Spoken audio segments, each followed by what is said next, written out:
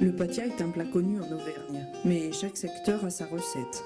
Dans le Forez, le patia se faisait surtout dans les jasseries, ces fermes où les femmes, les enfants et les bêtes montent en estive à la belle saison.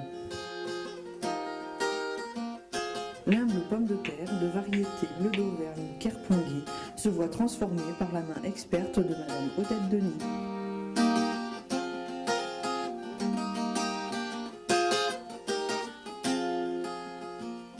Alors la première des choses, le patia, on le cuit toujours dans une marmite, une casserole à fond épais, puisqu'il faut une chaleur assez douce qui permette quand même l'ébullition et la cuisson. Première des choses à faire, c'est de rincer le récipient avec de l'eau pour éviter que le lait colle autant aux parois.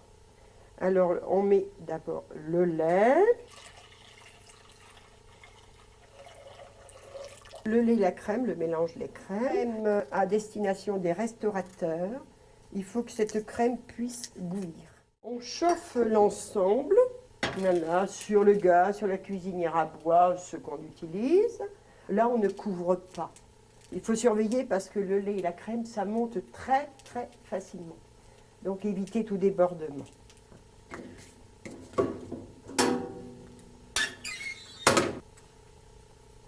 Le nom de patia, ça vient d'où? Le nom de patia, je n'ai rien trouvé d'écrit qui l'indique, mais je pense que ça vient de pâté, la pâté, alors qu'on dit quand même le patia. Hein. Pour le patia, il faut une pomme de terre à chair blanche qui se délite bien. Il y a plusieurs variétés qui conviennent. La binge convient, l'ostara, la kerpondie, la Sirtema. Il y avait l'abondance avant, il y a très longtemps, c'était des vieilles variétés de pommes de terre. Là, ce sont des pommes de terre bleu d'Auvergne à la robe rouge violacée. Il y en a une autre aussi qui est aussi une très vieille variété, c'est l'Institut de Beauvais. Puis l'Institut de Beauvais, elle a la particularité d'avoir plein de repousses.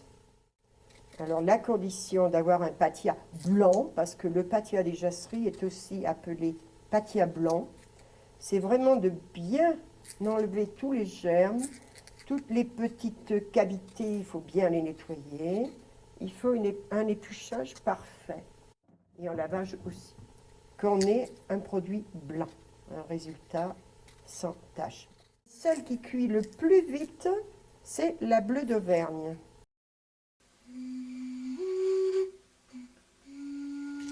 C'est le plat déjà avec les moyens du bord. On avait le lait entier, la traite du matin. La crème était mise dans un pot en grès pour faire le beurre chaque semaine.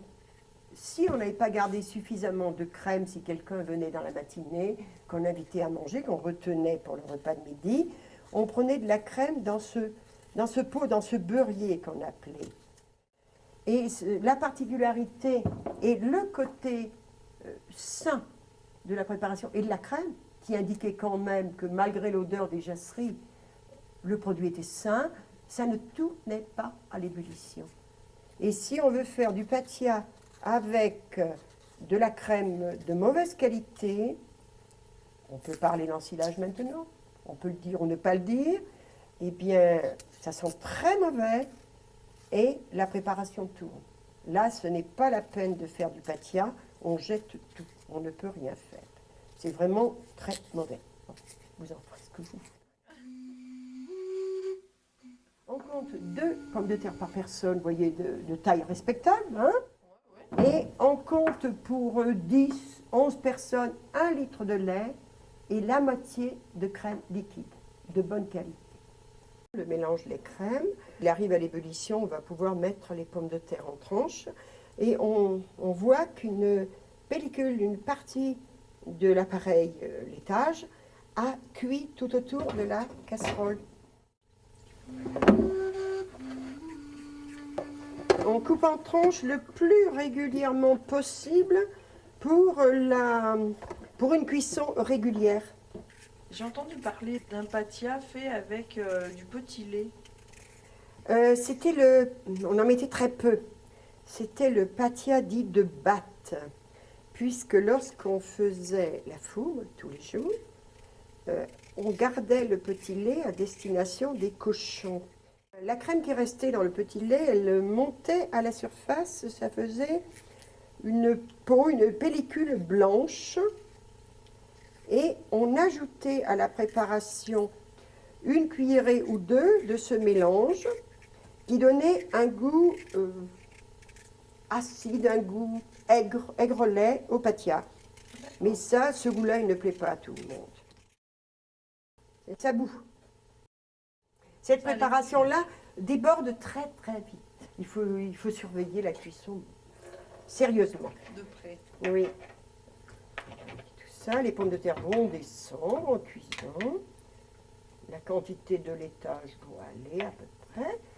Sûr, ce n'est jamais parfait, ni pesé, ni mesuré. C'est environ. Ça va y être, hein? Je vais aller rechercher du bois. Il va bouillir. On rectifiera l'assaisonnement, le salage plus tard, puisque le produit, l'appareil, on va dire, réduit, on ne va pas mettre beaucoup de sel.